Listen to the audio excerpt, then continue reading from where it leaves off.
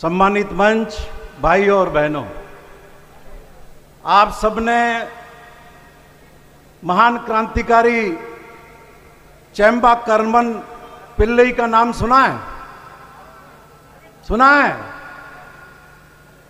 ये वही शख्स थे जिन्होंने सबसे पहले इस देश को ये जय हिंद का नाम दिया। ऑस्ट्रिया की राजधानी वियना में जब वो पहली बार नेताजी सुभाष चंद्र बोस से मिले और उन्होंने ये जय हिंद का उच्चारण किया तो नेताजी को लगा कि ये शब्द देश के लोगों को प्रभावित कर सकता है। तब उन्होंने आजाद हिंद फौज का उद्घोष जय हिंद से किया। लोग गुलामी के भाव में थे और गुलामी के भाव से उनको निकालने के लिए इस शब्द का प्रयोग किया गया। आज फिर देश में जागृति पैदा करने की जरूरत है। आपने देखा होगा, कोरोना जैसी गंभीर बीमारी आई तब लोग दिया लेकर के, टॉर्च लेकर के, थाली लेकर के उसको भगाने के लिए निकल गए। ये गुलामी की मानसिकता है। इस गुलामी की मानसिकता से लोगों को बाहर लाने की जरूरत है।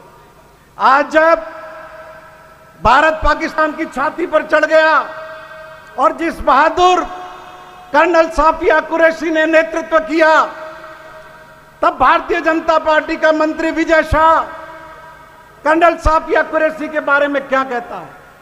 वो उसे आतंकवादियों की बहन बताता है। मध्य प्रदेश का उप मुख्यमंत्री जगदीश देवड़ा क्या कहता है कि भारत की सेना, भारत के लोग नरेंद्र मोदी के चरणों में नतमस्तक है।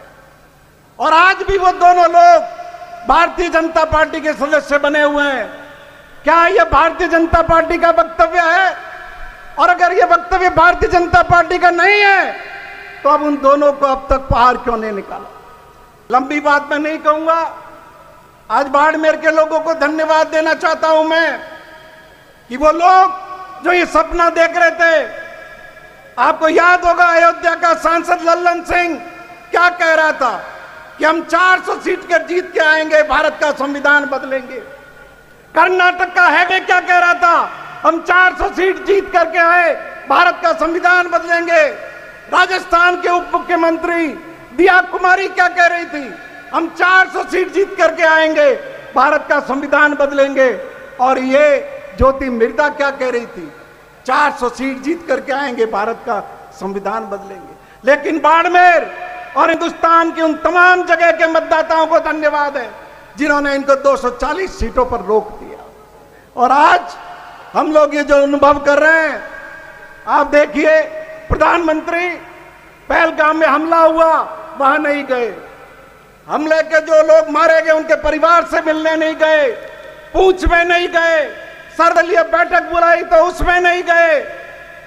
अगले दिन बिहार में चुनाव प्रचार करने लग गए और हीरो की सभाओं में पहुंच गए। आप लोगों को तय करना है, क्या ऐसा व्यक्ति आने वाले समय में देश का नेतृत्व करने लायक है? ये आप लोगों को फैसला करना है। मुझे इस मौके पर बोलने का मौका दिया, बहुत बहुत धन्यवाद। जय हिंद।